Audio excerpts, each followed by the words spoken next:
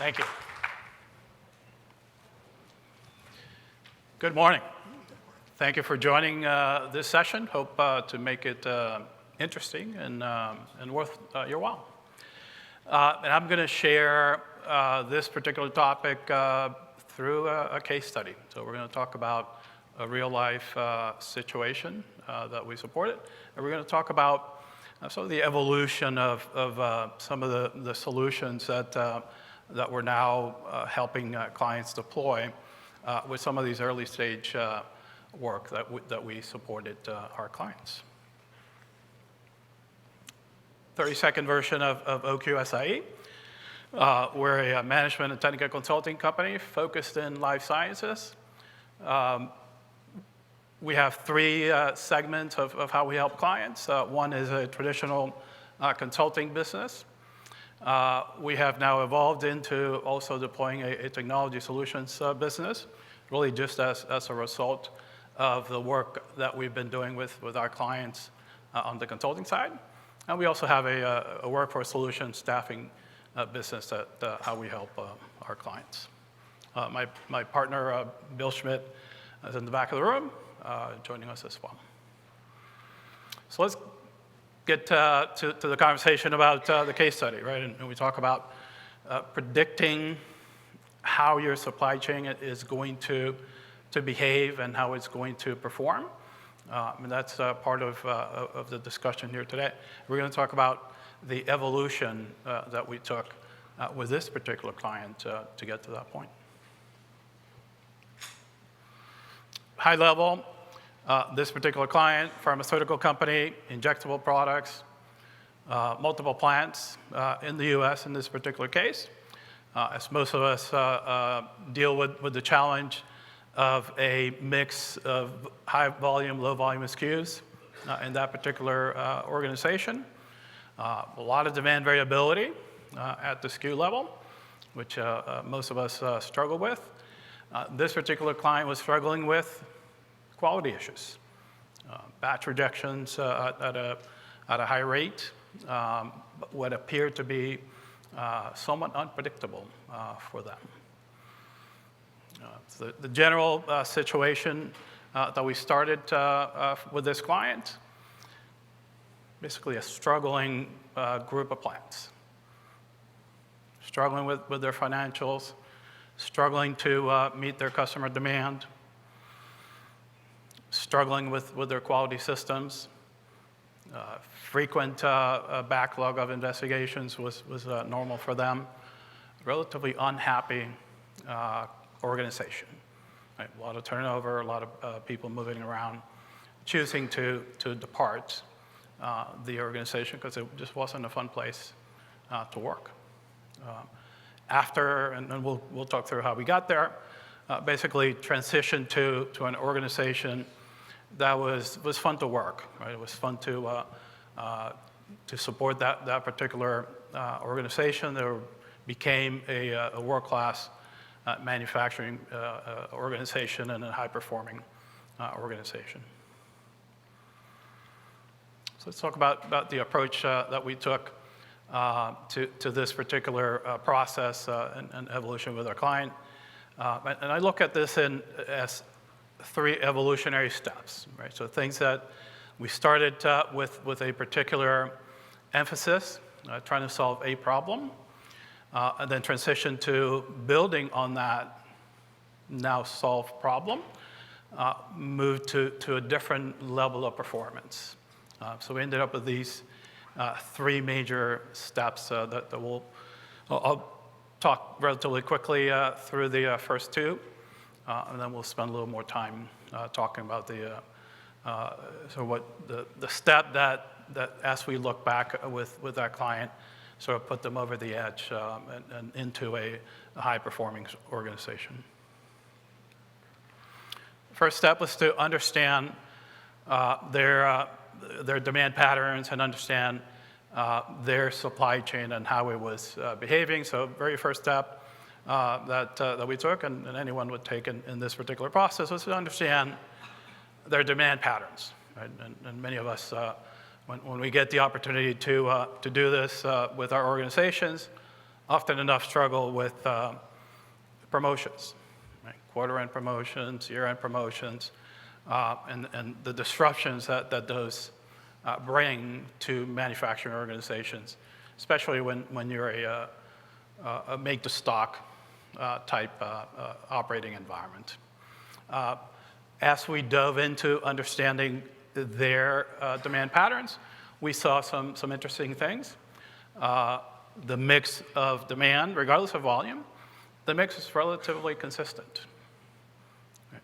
We also saw demand patterns for every quarter except for the first of every year was relatively predictable and relatively consistent. First quarter was always where they saw the most amount of variability in this particular organization. So what that led us was to a transformation of their S&OP process, right? The capacity planning process transitioned to a relatively simple discussion with the sales and marketing organization because all the information that we really needed was very limited. Right? Since we already knew that total volume was whatever total volume was going to be, we had a very good idea what the breakdown of that demand was going to be at the product family level and later on at the SKU level. So we just really needed small amounts of information. Now think back to how most of your organizations operate today. Very common, so show of hands, forecast at the SKU level. If your organization operates with forecast at the SKU level, just raise your hand real quick. All right. So very common that capacity planning processes start with forecast at the SKU level, very detailed, and this is what this organization was as well. We transitioned to a very high level forecast that we then were really able to hold the sales and marketing teams accountable for that high level number and simplify the process. After we got to understand the demand side and simplify the information flow on the demand side, then we looked at how was the production, right, the supply side of it, matching up with that newfound knowledge on the demand side, right, the demand profile and how things operated. And as you can see from the charts, it was relatively disconnected. Right? And we saw the cause and effect of promotions, the cause and effect of trying to forecast at the SKU level, playing into the disconnect of the production side versus the demand side. So we transitioned to a demand-driven execution system. Right? It's a relatively detailed chart. I'm not going to go through it. But fundamentally, we simplified where the signal of what needed to be produced to a really single point at each one of the facilities, and that the flow of information of what that particular SKU needed to be was connected to the actual inventory position and the demand situation and the demand mix that they were experiencing at the moment. So fundamentally, the question was, what do I need to produce next? Right? And the answer to that question was a function of what was happening at up to that moment in time. We were using information to make that determination. Once we got to connecting the supply side with the demand side, and got to the point that we understood the demand side relatively well, next question for us was, how do we reduce the variability on the supply side? Right, so our next general theme was to understand supply variability. Right, so we looked through the manufacturing system, very high level view here. When we looked at how batches were moving through the manufacturing process, we saw a lot of variability on the release side of that process. Right? For this particular client, the deviation resolution process and closing of deviations drove the majority of the variability that we saw in the overall cycle of a batch getting from issue of raw materials to final release for sale. When we map that at the group level, right, each family of products, we saw very similar patterns as you see captured here. For each one of those families, we would normally see multiple groups, often two. At times, we would see 3 groups of SKUs, right? The behavior through the manufacturing system for some SKUs was different than others, which, you know, when you think about manufacturing systems, you would make the uninformed assumption that you would expect to see the same outcomes. We weren't, and that particular client wasn't. We spent the early part of the process reducing variability, right? And as we saw a minute ago, a lot of that effort revolved around how do we resolve the release process, right? The investigation resolution process. If you compare the chart at the top and the bottom, small amount of progress and small amount of reduction on the pure manufacturing side. A lot of it revolved around reducing the overall cycle and the amount of time it took to get an investigation through to closure. Right. We spent a lot of time early on just getting to the point that it was predictable within a range of with a good confidence level of when products were going to make it through the manufacturing process and the QA approval process to then understand what to expect. After this second step, so we first connected the demand side and the supply side. Next, we got to a relatively high level of confidence when products were going to make it through to the distribution centers for sale.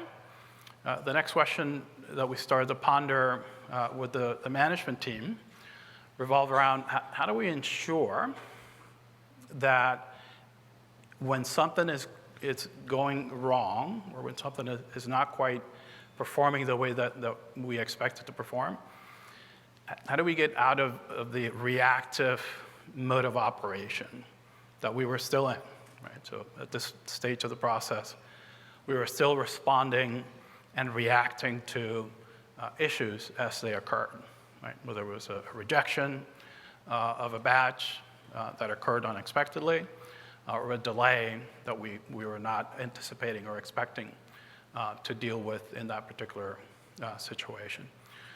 So we start to collaborate with our client to basically first understand what were the drivers of those delays.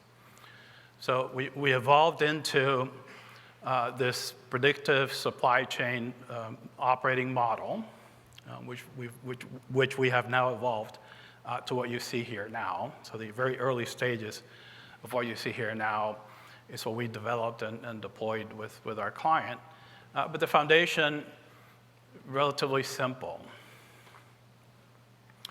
We got to the point that we recognized that we needed to track the progress of batches through the system and break down the multiple steps within each one of these high-level chevrons that you see at the top of the dashboard here, and recognize when something was behaving normally, right, or it was beginning to behave or showing signs that it was going to behave abnormally.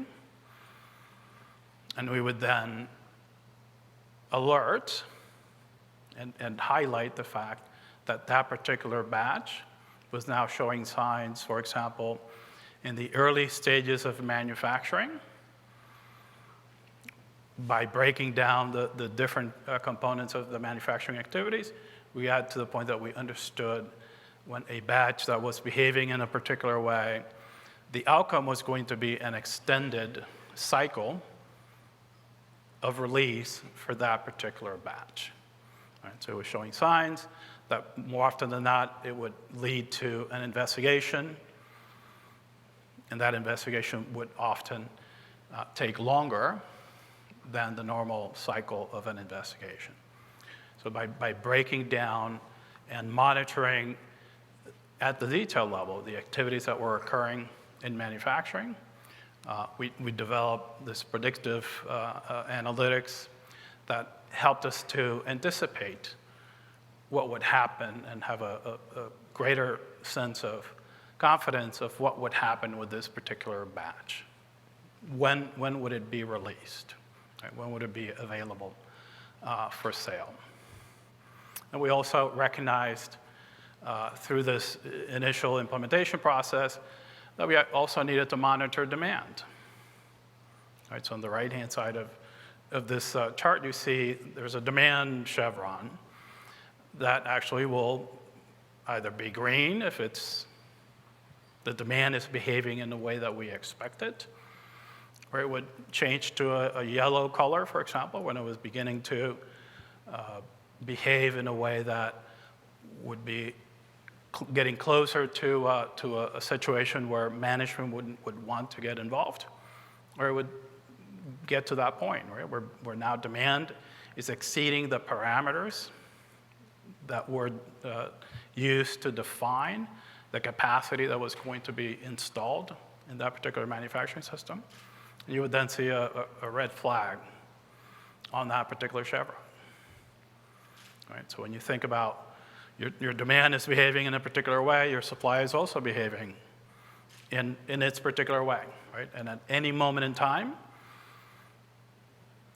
one side could be behaving well, while the other is not quite behaving as you would want. And it's always a question, which I suspect we all wrestle with, it's always a question of what do I focus my attention on, right? As a management team, you're always wrestling with, I've got 30, 40 fires that are going on, which one is really critical? Right? Which one do I pay attention to today?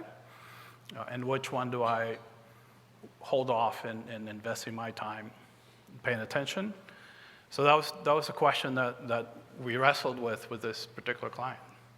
Just helping them to understand which one of the many fires that they had going on really needed to be addressed because it was going to create a product supply issue. And it was always, again, the combination of the demand side and the supply side in conjunction and the relationship between the two that drove that decision. Most of our clients at the moment wrestle with the challenge of how do I put that information together? Right? Where do I go in my organization to get this kind of view that allows me to have that sense of the combination of factors that are in play to make that determination? And how often do I need to do that? How often do I need to look? How often do I need to refresh my view? I think the outcome of the work that we did with our client told us we actually needed to do this all the time and as close to real time as possible, because the situations were going to change in ways that we couldn't really control. Right? So we, as a management team, needed to understand when something was occurring that we were going to need to respond. Right? So that's the genesis of what we call our predictive supply chain tool and analytics. In addition, we created a set of real-time dashboards. Right? So the same flow of information, same basic concept. Right? It may not be the supply chain view, right? It may not be a product supply challenge that I'm going to have to wrestle with, but it could be one of my KPIs. right? It could be that the number of batch rejections that is now trending in a way that I'm going to have to explain the financial implications of that. Right? It could be the backlog of investigations is now reaching a point where it's going to exceed our capacity, our installed capacity to support investigations. A KPI that, again, may not necessarily directly connect to a product supply issue, but nevertheless, it was going to require management attention. So again, this management team wanted help understanding when they needed to intervene, right? With a good sense of clarity and connectivity to the kinds of things that were important and critical to them. Developed, think back to the challenge that this particular client was exhibiting associated with batch release processes. As we looked at the drivers, we landed on the investigations system and process.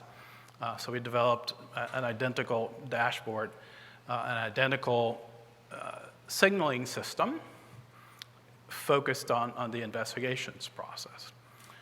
So that particular, the management team involved in the investigations process, we have a sense of, on the one side, the workload. Right? Do I have enough capacity installed in my system to support the volume of investigations that we're seeing? And the implications of the work that was being done through the investigation process. Is it progressing at the right pace? Are we producing, so to speak, producing the volume of investigations that we need to so to speak, produce in order to keep up? Right? Or are we headed for a backlog condition? Right? So focus on the performance of the investigation process, which interestingly enough, and just as a side note, our work has told us that very often performance at the individual investigation level, performance highly correlated with the individual investigator that is assigned to lead that investigation. And we've also learned that each individual investigator has his or her own cadence of work, right? How they move investigation through the process has an individual pattern. Right? So as we look to understand when intervention is suggested or requested or required in the investigations process itself, it has to be connected to the individual that's leading that particular investigation. So as we continue to evolve how we were helping this management team, over dinner, I remember one of the discussions that said, it's great that we have all this information flowing to us. It's fantastic, but I have a lot of it coming at me. Right? How do I keep up? How do I know what's really critical versus all the other information that's I need to recognize that it's just really for information purposes. Right? So that evolved into a very targeted alert, an escalation process that over time we developed and implemented with this client. So the rules that were defined were based on connections to issues that were going to have an implication, a significant implication, again, connecting back to either product availability or a KPI that was critical to that particular leader. Right. So now they would see escalation alerts into their organization first. So slowly we evolved into a process where the initial alerts were going to the individuals, right? So the manufacturing supervisor, for example, or the supervisor for the investigations team. First alert would go to that individual. Over a short period of time, if no progress is detected, then the management team would now begin to see the escalation alerts coming to them. And at that point in time, the situation and the interpretation of those alerts became a relatively standard interpretation. I know that something significant is going on. I also know that my team knows that something significant is going on. So the discussion around, were you aware, did you know, is no longer a conversation. I know that my team knows. I know that my team is working on it. And given that I'm now seeing this alert, it means that my team needs help. Right? So the discussion around how can I help was very quickly enabled as part of this process. Team knows, haven't been able to resolve it. Now I'm enabled to simply ask the question, how can I help you? There's clearly something going on, and it's going to impact something that's important to me as a leader. How can I help? Right. So the ability for any one individual to sort of go to their corner and hide problems from their manager disappeared. Right. So now the communication, information flow about what was going on became a facilitator for meaningful discussions within the organization. Just a few examples of the alerts, right? And again, the evolution. The level of information that was being shared was significant enough for that particular person to know the backdrop, right? Why is it that I'm getting this particular alert? And what is it that I should do about it? Right? So meaningful enough, very direct, very specific, with enough context for you to, as a leader, to be able to take action, right? And intervene with your organization. Right? So looking back at what we learned, right? As we sat down with our management team, we started reflecting on where were we? Right? And often, as we talk to clients today, the response is relatively similar. Right? Tons of information coming at me, a lot of metrics, a lot of data flowing around, but really don't know what to do with it, right? Just too much. What we found it was that creating focus and simplifying the flow of that information to our management team was one of the critical factors. A few other things that we reflected back that felt like surprises to us. First one was this transition, lots of concern early on that we needed to stabilize the operation before we started to introduce changes. We got to a point where it really became no choice. Right? They had to do something. Otherwise, they were really not going to have the opportunity to lead that organization much longer. We found that it was actually a stabilizing factor rather than a disruptive effect. Right? Initial response, we felt and we thought it was going to be just a Hawthorne effect. Right? People know that we're watching.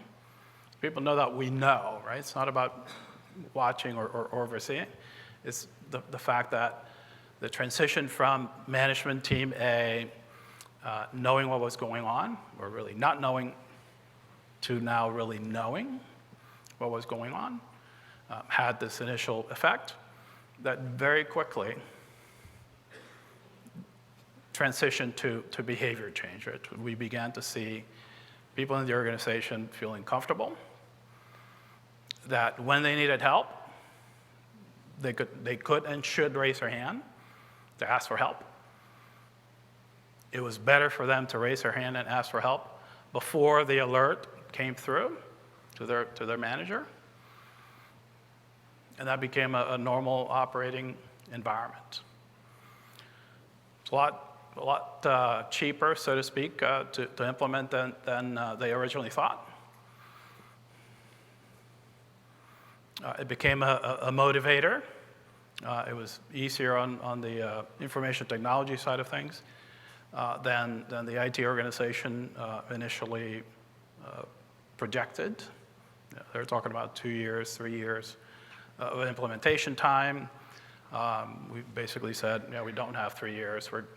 We need to do this in the next 3 months. We transitioned very quickly. So a lot of surprises, things that we were not expecting when we started to make the changes that we actually saw. We look back at it, and every time I talk to that management team again, we always go back to the implementation of the alert and the escalation process as sort of that acceleration point for them. Once they knew what was going on, they felt very comfortable. They had their hands on the pulse of what was going on, and their organizations recognized that as well. Their way of operation changed dramatically. Okay. So with that, I'll open it up for questions.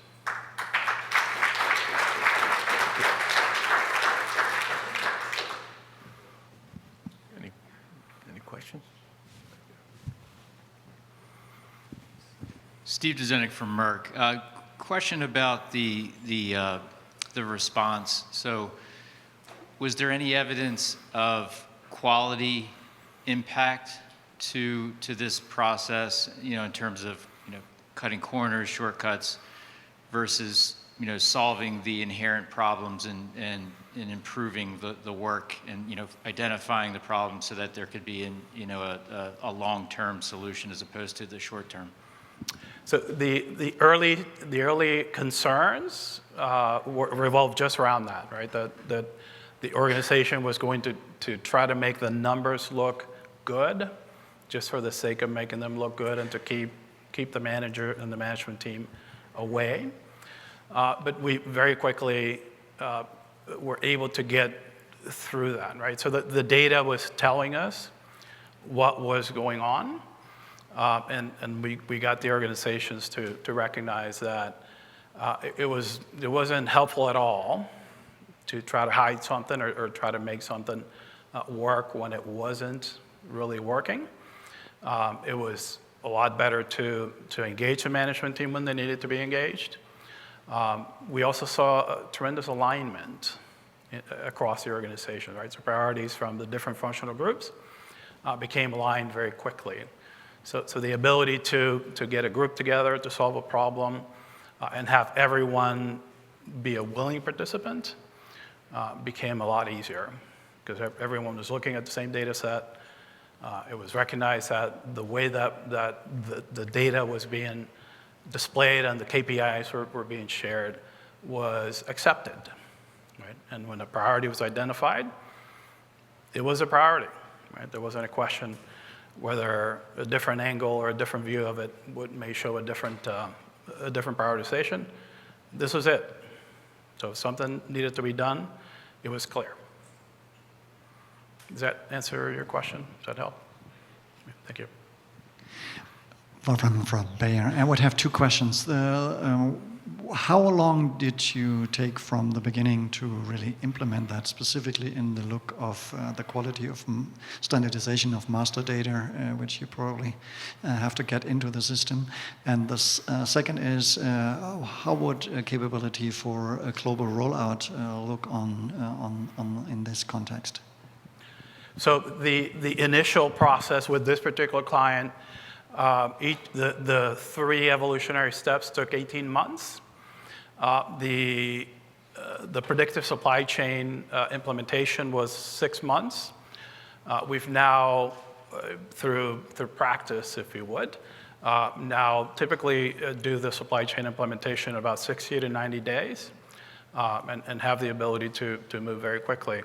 One of the challenges that we often, back to your second question, around data, master data, et cetera, one of the interesting findings that we often see is that master data issues bubble up very quickly, and the critical master data issues that impact performance are resolved very quickly because they're visible, right? So people see them. They know that the organization is going to respond and react to that information. And if it's wrong, somebody knows that it's wrong. And it knows that individual knows that it's not reflective of how they're performing.